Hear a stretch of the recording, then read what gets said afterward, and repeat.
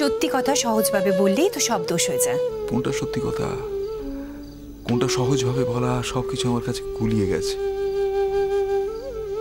এই দোয়েলকে আমি ভালোবেসেছিলাম, এই দোয়েলকে আমি বিয়ে করেছিলাম, আমি বুক বাজিয়ে গর্ব করে বলতাম এই দোয়েলকে আমি চিনি।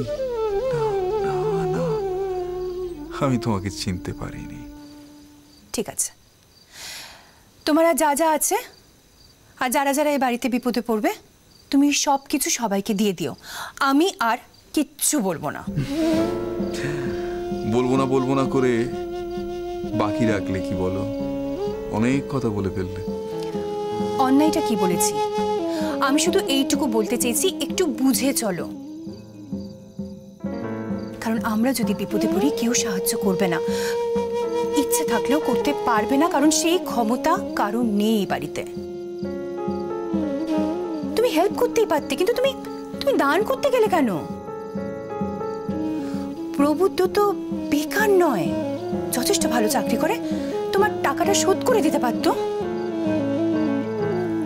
বলো তামজি, আমি কি কিছু ভুল বলেছি তোমাকে? কোনো কিছু অন্যায় বলেছি? তার মানে নীলু যখন তার আত্মমর্যাদাকে পায়ে দোলে পিষে নিজের বুকের কষ্ট বুকে চেপে এই বাড়ির প্রত্যেকটা সদস্যের কাছে জনে জনে তার পরের প্রাণ মান সব ভিক্ষে করছিল, তখন আমার উচিত ছিল ওকে সাহায্য করার সমস্ত রকম সামর্থ্য আমার থাকা সত্ত্বেও নিজেকে গুটিয়ে রাখা, একটা করুণ এক্সপ্রেশন হোল্ড করে চুপ করে দাঁড়িয়ে থাকা। তবে তোমার চোখে আমি আদর্শ পুরুষ হতে পারতাম। না না না, এবার তো আমাকে অন্য কথা ভাবতে হচ্ছে। কি বললে তুমি? তুমি যেটা শুনলে আমি সেটাই বলতে চেয়েছি। দোয়েল, এভাবে তোমার সঙ্গে কথা বলতে আমার ভালো লাগছে না। আমাকে প্লিজ হেল্প করো। আমি যেটা বলছি প্লিজ শোনার চেষ্টা করো। তুমি আমাকে তোমার এই মুহূর্তের পছন্দ মতো মাপে ফিট করতে চেও না। দেখবে এর ফল ভালো হবে না। এই তমজিৎ মানুষটা না ওই ছোট্ট মাপের মধ্যে ঢুকতে গিয়ে বেঁকে চুরে কিরকম একটা হয়ে যাবে। এন্ড অফ দ্য ডে তোমারও ভালো লাগবে না। তোমাকে আমি তো অনেক স্বপ্ন থেকে ভালোবেসেছি, প্লিজ সেটা থেকে তুমি নিজেকে ছোট করে ফেলো না। আর একটা কথা, নিজের ছেলে মেয়ে নিয়ে চিন্তা করো না। তোমাকে ভালোবেসে এই অনাত্মীয় বাড়িটাকে তো এই লোকটা আত্মীয় বলে মেনেছে, তার প্রমাণ দেখিয়েছে। এই লোকটা এ বাড়ির ছেলে মেয়েদের নিজের দাদার ছেলে মেয়ে ভাবতে শিখেছে। যে এটা পেরেছে, সে তোমার ছেলে মেয়ের ভবিষ্যৎ নিয়েও ভাববে।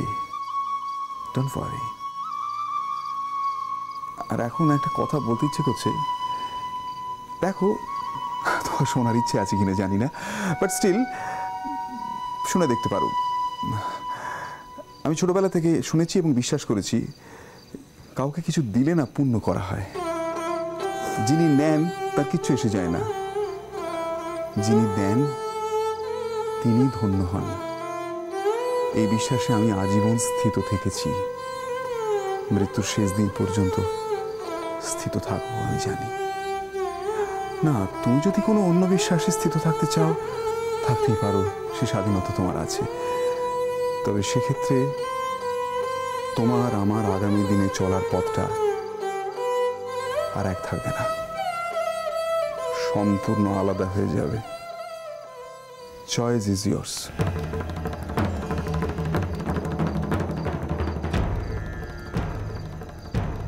তোমার আমার আগামী দিনে চলার পথটা আর এক থাকবে না, সম্পূর্ণ আলাদা হয়ে যাবে। Choice is years.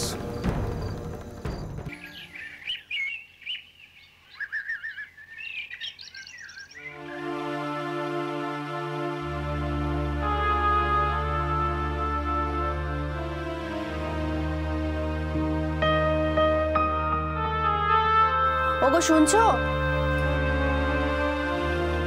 ও মাই, কি গো, কি ব্যাপার? সকালবেলা ঘুম থেকে উঠে বাইরে না গিয়ে তুমি এরকম ঘরের এক কোণে দাঁড়িয়ে আছো, কি হলো?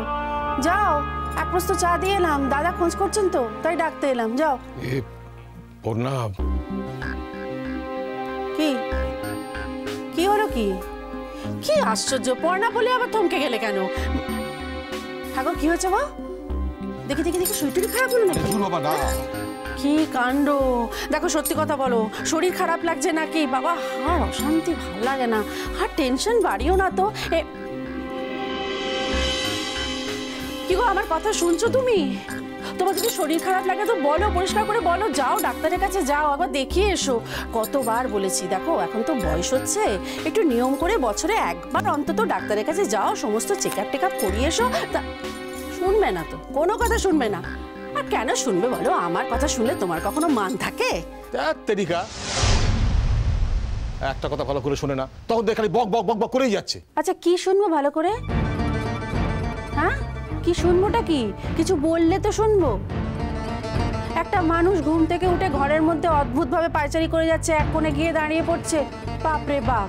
রোজ রোজ যে মানুষটা সকালবেলা ঘুম থেকে ওঠে, বাইরে গিয়ে সকলের সঙ্গে গল্প গুজব করে, চাটা খায়, তারপর বাজারে থলে হাতে বাজারে যায়, সে যদি এরকম অদ্ভুতভাবে পায়চারি করতে থাকে, তাহলে অন্য মানুষটার মনে কুডাক ডাকে না বলো তো? আগেই তো আমাদের সময় ভালো যাচ্ছে না কদিন ধরে, বাপরে বাপ। বাবুটাকে নিয়ে যা জমি মানুষে টানাটানি গেল। কিন্তু বাবু তো এখন ভালো আছে, অন্তত আগের থেকে তো ভালো।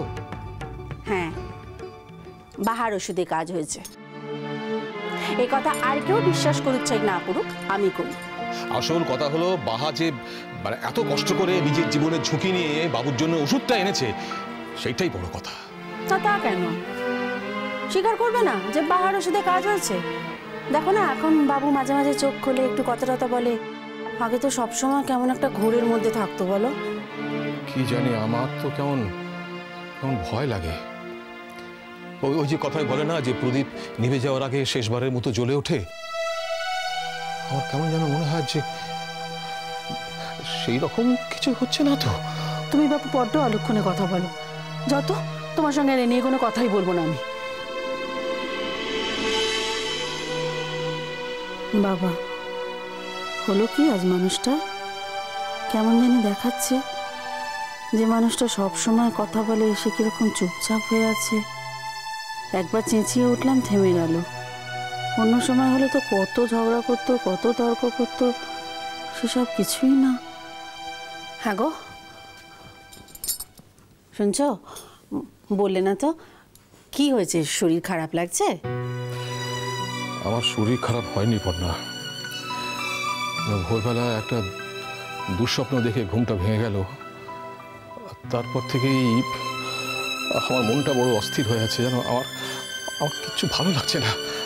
আমার খালি মনে হচ্ছে যে এরকম একটা স্বপ্ন আমি কেন দেখলাম, এরকম কথা তো আমি কখনো ভুলেও মনে করিনি। কেন কেন? আচ্ছা আচ্ছা আচ্ছা, দাঁড়াও, বুঝতে পেরেছি।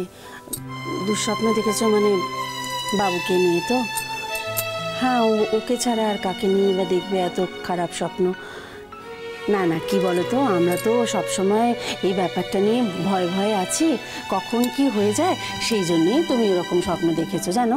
না না না, স্বপ্নটা আমি বাবুকে নিয়ে দেখিনি পড়না। ওমা, তাহলে? আমি মিঠাইকে নিয়ে একটা খুব খারাপ স্বপ্ন দেখলাম, জানো? সে কি গো, মিঠাইকে নিয়ে?